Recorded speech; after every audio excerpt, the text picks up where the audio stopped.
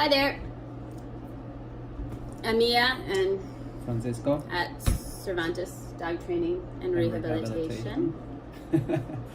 We're not very good at this, so This is our deal first with this. video together. We're gonna talk today. We've decided we need to talk about negative feedback on our posts, social media posts.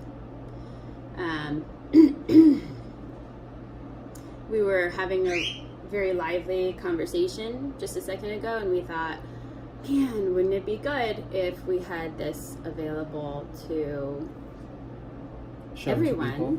Yep. especially struggling dog owners and handlers. So we were talking about a video that was posted where we were using one dog to help another dog in social situations, and someone put this angry face, and we were like, what? Why? Like, how are you angry about this? And we were discussing our feelings about that. And I think it's good to share, if we can. Can you speak up louder? Because I don't know if the mic will... Yeah, I think that we if we can, I think it's good to share how we feel in not in a professional way, but in a personal way, how this affect us as a human beings. Yeah. I think but that professional too. personal, Well, because I think it's unfair to go after other trainers. It is. I mean, like, we don't peruse other trainers. I mean, we'll check other trainers out. There's plenty that we see out there that that we don't agree with. You know, especially like the really weak stuff. You know, the really weak stuff. Where a trainer shows up and, you know, there's just way too much reward, way too much affection, and the a lot of excitement, and the issues aren't actually being addressed. It kind of turns into a game. Like, that's kind of a joke. But, you know, we're not like going on their pages and saying horrible comments and, you know. I take that as a lack of respect. It's towards other humans. So I think so, especially when they do it and then they don't give explanation. It's kind of unfair to be like, I'm angered by your post, but not explain why they're angered by the post, because then people who do know about dogs and dog training are like, what's the problem? And then people who don't know are like, you know, when I have a problem, who do I go to? I have no idea. I'm lost and confused. Exactly. It's really a big deal. They're really confused. Like the judgment without clarity. Right. I mean, I don't think they have to agree with us at all. You know, and I always say when I work with my clients, you know, like, let's work together, feel me out, let's talk about it. But if you don't like it, it's a matter of a choice. Just tell me, and no judgment here. Yeah. You just hire another trainer. There are plenty dog trainers. Right. Isn't that part of what we need is dog trainers supporting dog trainers? Right? Absolutely. With multiple methods. If we all really care about the dogs, right? Why would, if your method doesn't work, why would you pretend that nothing else exists? You know what I mean? Like, so many trainers from our experience, like, we meet with clients and they say, we worked with this other trainer and this other trainer said, there is nothing that can be done, put your dog down, right? We recommend you put your dog down, okay? We hear that all the time. Why? I don't understand. If they care so much about the dog, wouldn't they, you know, keep the options open, see what else is out there? Like, it doesn't even mean like recommending a particular trainer, you know, or another particular training method. Like, if you don't practice that training method, then maybe you're not going to recommend that training method. But like, so many trainers pretend nothing else exists. You know what I mean? I think that's a matter of and just to be completely clear here, we're talking about purely positive training versus balanced training methods, because that seems to be where there's a lot of friction and tension. that we've experienced. Right. Cervantes dog training and rehabilitation is a balanced training method. And so we get a lot of pushback from purely positive training. Like, it's worse than that. They say, like, animal abuser. And again, right, that's the first thing, animal abuse. Explosive. Right. It becomes like you're ruining people's lives and you're ruining dogs' lives. It becomes very catastrophic. Right, and what happens with the point of, like, where we should talk? Like, you have an open mind, let's sit, let's talk. You have an argument, I have an argument, let's just be a healthy, like, we don't have to be friends, but we can, talk about it and say, hey, I see that you don't believe in what I do. Well, that's okay. Right? That it's okay. But it's not abuse. It's a personal belief. And I think that is very wrong for a professional to do that. Yeah. Like putting personal beliefs and drill it in people's head and be like, this is the only thing you should do. And it's like, many times I said to people at the beginning of my sessions, it's like, you have an option right here. If you want to stop me. Or there are plenty dog trainers. If you don't like my training, then you definitely should get help somewhere else, right? This is not judgment. I have, I work with a lot of people. So, and even if I don't, then it's not about a belief. It's about like, like my method, my training is the only one. The only thing that is going to help.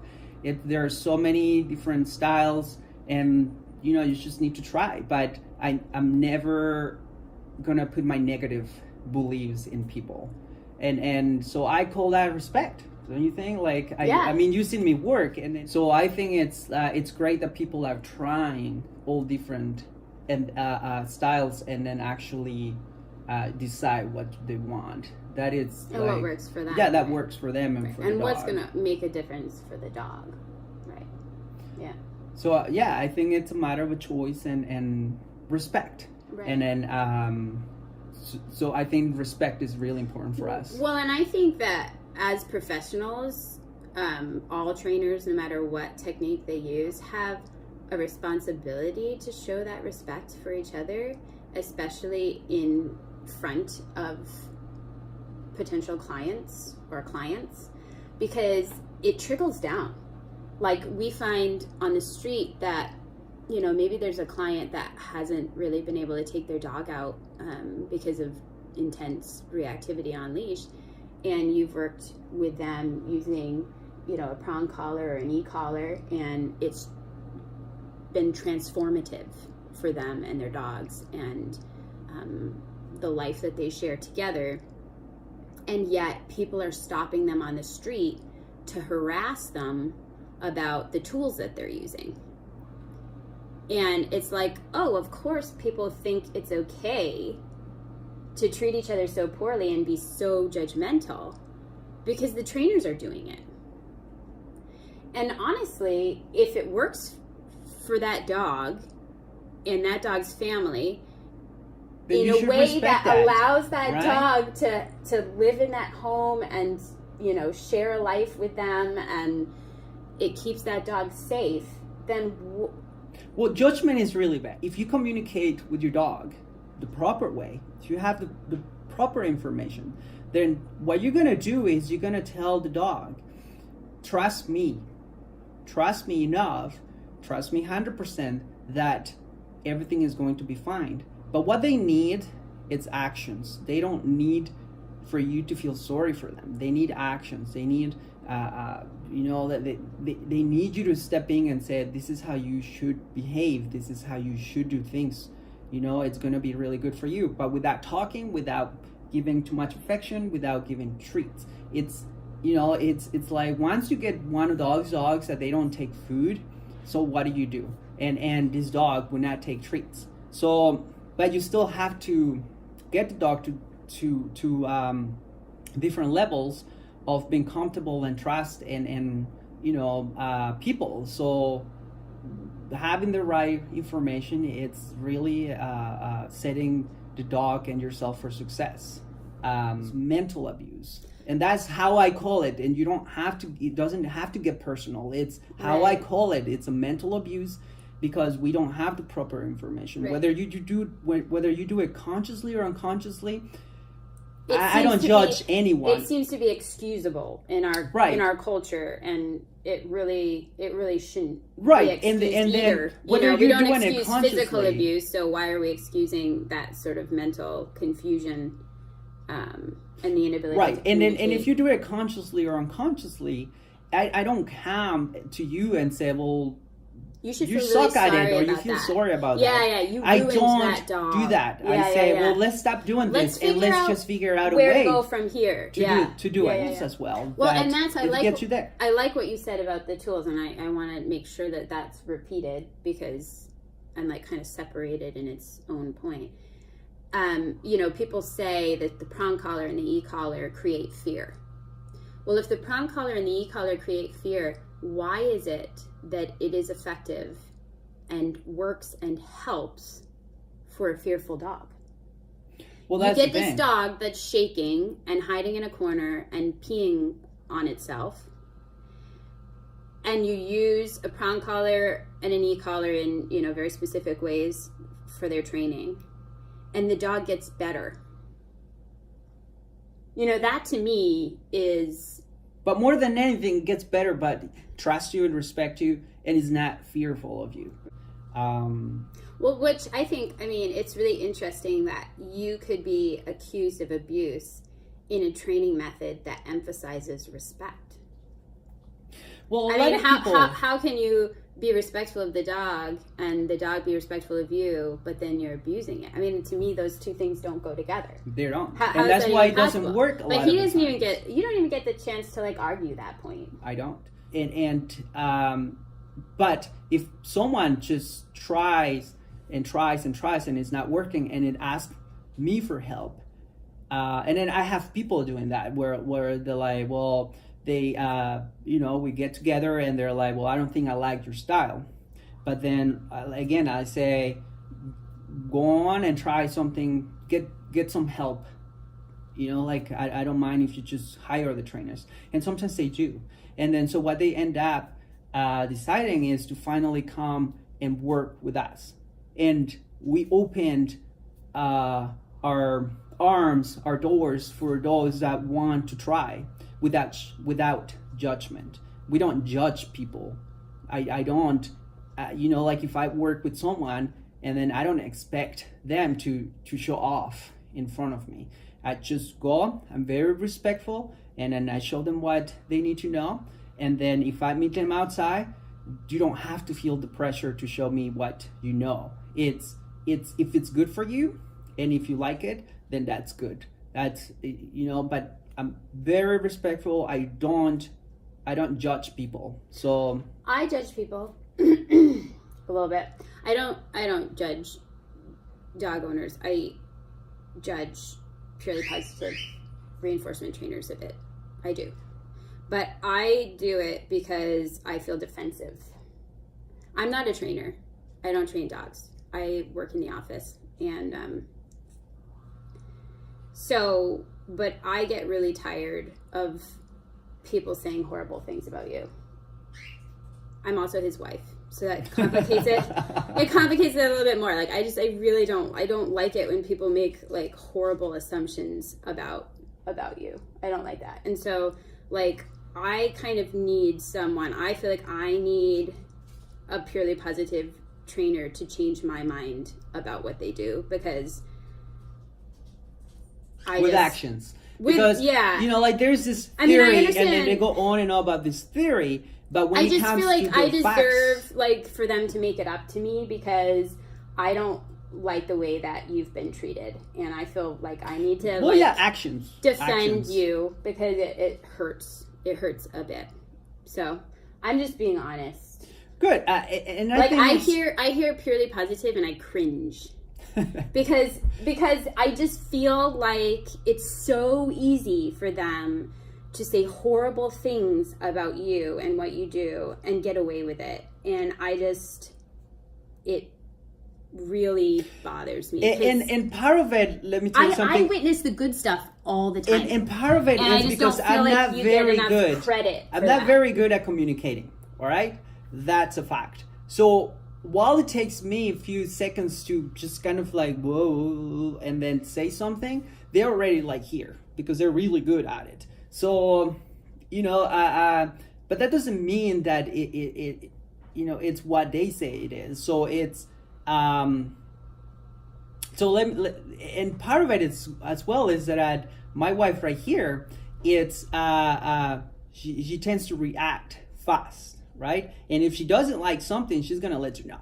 So when she says that she doesn't trust these people, it's because of their actions, right? And because she through the years she has seen me work and then also helped, in some cases. So she sees results, she sees that it's not abuse, and so then and we get results, right? Because we communicate with the dog. Right. And but then so if you see something that you don't like and you don't agree, you're very clear at communicating that. So I'm very good at like, well, let's just talk about it and it makes sense. I don't get too like that. And if I do, it takes me a little bit, right? So, right. So I think it would be like people that know my wife would say like, yeah, I know that she could be really sharp. And then again, if she doesn't like something, she will let people know. So it's just like, I don't manipulate her in any way, to say like, you like what you see right here. It's mostly because she sees results. I've seen it. It's so amazing. Yeah. And I think there should be credit for that instead of like last resort. Do you see what I mean? It's so unfair that it's right. like the idea of purely positive is so favored because it's like it's everything you want to hear about working with your dog, again, like it's called purely positive for a reason, and it makes people very happy, right? But then when it doesn't work and you come in, it's like it's like it's go clean up after the mess. Right after the mess. Who wants to clean up after the mess? Like who wants to do that? And I'm the big guy because I have to clean that up. And then who wants to do that and then get heat all the time from the people who put you there? You know what I mean? Like you made this mess, but yet you're not willing to accept that I'm cleaning it up. Right. It's horrible. So no, and then what's funny too is that some people, some trainers, they work with those clients, and then they work, and it gets to the point and it's not getting better and better, right? And then the dog snaps. So then you work hard, and then those trainers say, well, it didn't work, so now you need to put your dog down. No, they say it takes time. They say it takes time. And if you're not willing, to put in the time, then, that's your choice. Right. But the truth is, like, who has that time, right? So you're not a dog trainer, right? So you're not going to spend lots and lots of time to work with your dog. And people don't work that way. Like, my mind doesn't work that way. I need to do something and see that it works for me to then, the next time I do it, have more confidence in it and be like, oh yeah, that worked last time, so I'll do that again this time. But if I didn't see a difference the first time I did something, I would not have, like, I would not even think it worked. So if you're telling me, oh yeah, this works, but it's going to work in a few months, I don't know about other people, but it definitely doesn't work for me. And it kind of like, just from the experience I've had, like booking clients and like just getting feedback, it doesn't seem to work for other people either. No. Because they called you because they didn't know what to do. And then you gave them directions and they didn't see any results and they didn't know if it would work. So then they kind of just kept trying, but weren't really sure about it. I don't know. And again, like, I feel a little judgmental in the way that I'm talking because you're not a purely positive reinforcement trainer. I don't have experience. I don't know what exactly they do. I don't practice know exactly positive reinforcement all the time, but I'm not a pure positive reinforcement right, what trainer. that necessarily means. So, right? Yeah, I don't have a way of concluding this show. This is our first one anyway. Yeah. So and it's pretty heated, but it's the first time that we were having this conversation. We do this all the time. We do this all the time. All the time. Every time, something horrible happens on the street where not somebody... just horrible, like all the time with anything. Oh, yeah. Yeah, anything. No, I know. We do a lot of talking. But this is the first time we actually grabbed something this and then camera and we said we're going to record this conversation because this is what we have to do to keep going, right? It can be so hard. And yeah, and honestly, don't you think that the one thing that keeps us going, I mean, I can only speak for myself really, but I have a feeling you're right there with me, is when you see the results, when you see the difference that it makes, and like watching these dogs come in and watching them go out, it's really rewarding. Yes, and honestly, that's the only thing that keeps us going because people can totally be very difficult to work with. Very difficult. So it's good that you say that because now just going back to when we decided to do this more the focus of what we're gonna do with trained dogs, I got a lot of BS from regular people and professionals, right? So one of the things that got me going is because when I worked with people, they were empowered to what we did or what they saw, and that gave me, like the like, because many times I was feeling like I felt like shit, and then I didn't want to do it anymore, right? Because then you got people on social media saying bunch of crap. And then you have other people as well saying, right? And so then part of it for me was that some people did show me that I needed to continue this because part of it is that judgment in the environment that it's really bad that people hide, and then so. What got me going is that those people said you gotta keep going because there are so many people that need help and you gotta show them what to do. And then so that's what got me going. But it got to the point as well that people were saying, well, maybe here in this area is not the way you should set up your business. Maybe you should go somewhere else. And you're I'm like, no. As a new business owner that's just starting out, that's a nice thing to hear, right. isn't it? So a lot of it's nice what you're doing, but you should do it somewhere else. Right. So I got a lot of staff that you should go somewhere else, and it's like where people can interact better. Right. And I'm like, I and it took strongly a long time disagree. To counter that. I strongly disagree with that. And then it took me a really long time to get people involved and say, let's just help you here and there, and then let's just show you what reality looks like. And then a lot of the times that reality creates fear for some people because it is not what you want.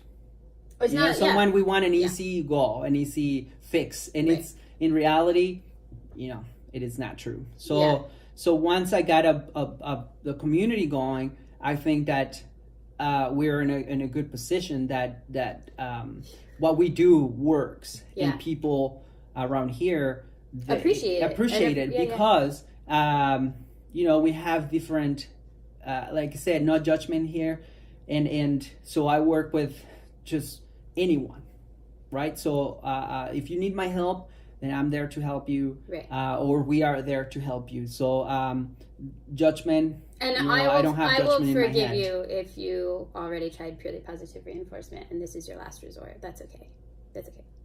I use that as an example. Don't say, okay, I'm not going to go to him just because I said that, because I will forgive you. Yeah, it'll be okay. All right. So thank you for watching our show. Hey, and if you have some another topic you want to talk about, let us know in the comment section. But just do remember this, beginners. So you have to deal with that. Beginners with video. Yeah. And I have to We're cut not this very off good at now this. because I'll have to figure out how to add text and music. So you can look forward to more of this. We're looking forward to it. I think it's going to make us feel better to be able to like talk about the things that you're not allowed to talk about, and just really put it out there and start to connect with people about important issues. Thank you for watching. See ya. Bye.